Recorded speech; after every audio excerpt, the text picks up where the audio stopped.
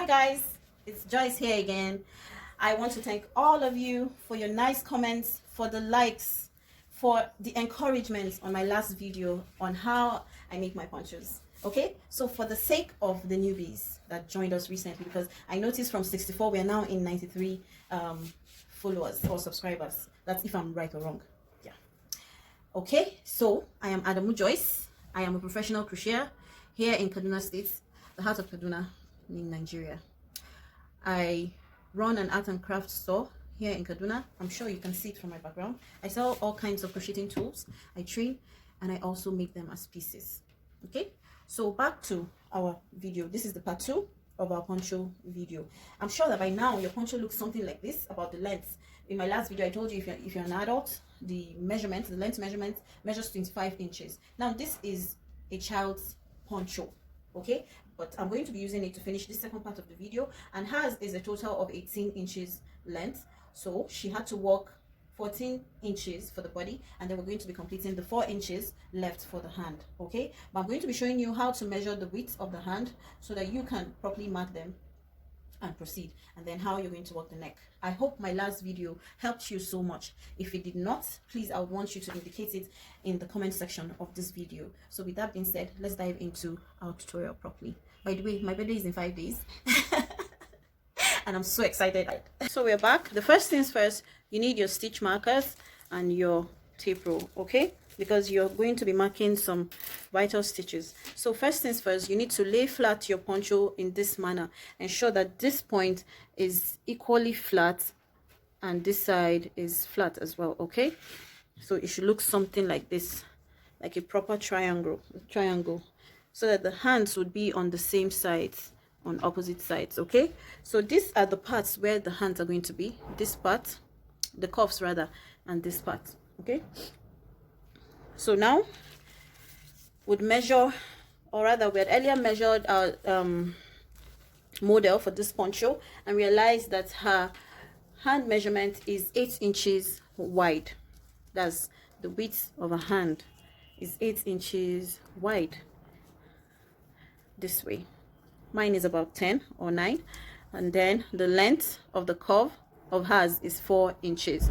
So now we want to take out the width measurement so that we can mark it with our stitch markers. Okay, now we'll place our tape roll in this manner. Remember, it has to lay flat like this, and then you measure 4 inches. So 4 inches is on this stitch, but because we don't want to work on the stitch, we'll just mark the corners, I mean the spaces left, which is this, okay, is almost 4.5, but okay, no, 4.25, which still works, okay? So we want to mark the spaces. We want to mark the spaces. So from here to here, you count 1, 2, 3, 4. Good, you mark it, and then you flip over to the other side and count the same number of set of threes, which is 1, 2, 3, 4, and then this is the change, I mean this is the space. Then you mark it as well, clip on, and let it be, and then you do that for the same, you do the same thing for the other side. Since you already know that you're marking out 8, instead of measuring this side of the curve as well, you just mark the same thing you did here. You count 1, 2, 3, 4, 1, 2, 3, 4, good, and then you flip over to the other side, 1, 2, 3, 4, which is the same thing it gives, and then you do this, you just mark it and clip it, okay? Now there's something I do for the curves and the neck of my ponchos. Instead of using the same hook size of 6 mm like I used for the body, I would want the curve to shrink in a little bit. So what I do is I go one size down with the crochet hook. So in this case I'll be using a 5.5 mm hook instead of a 6.5. okay, so now I'll show you the way I join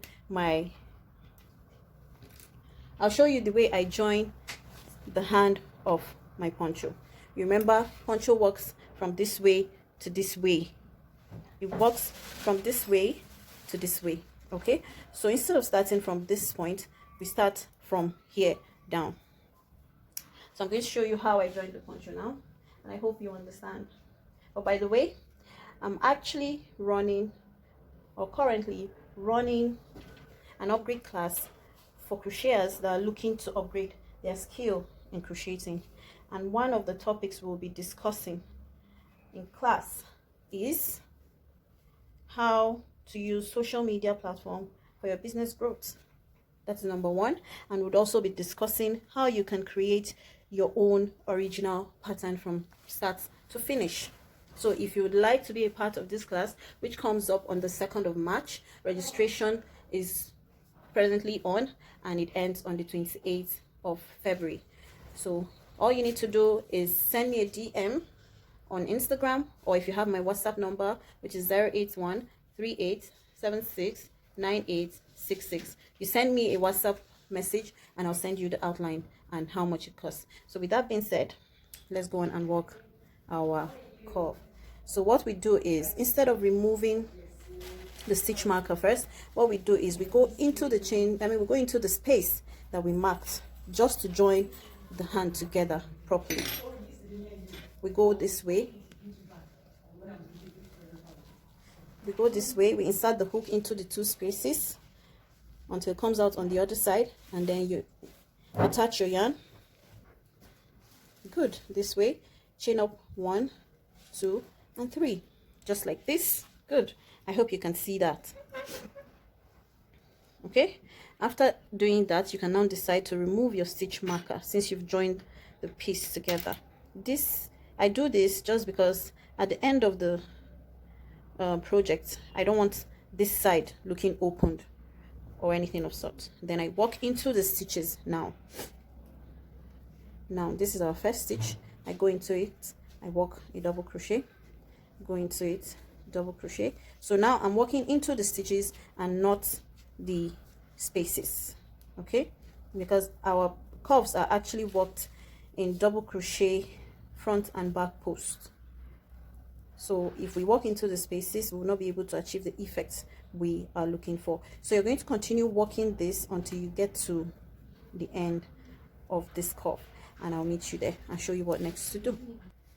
Okay, good. So this is what yours should look like at the moment, right? Now you're going to go into the top of your chain 3 and you're going to make a slip stitch just like so. Good. Now after you've done this, the next part to do is to chain up 3, 1, 2, 3. Good. The next stitch, which is this, takes a front post. The next takes a back post.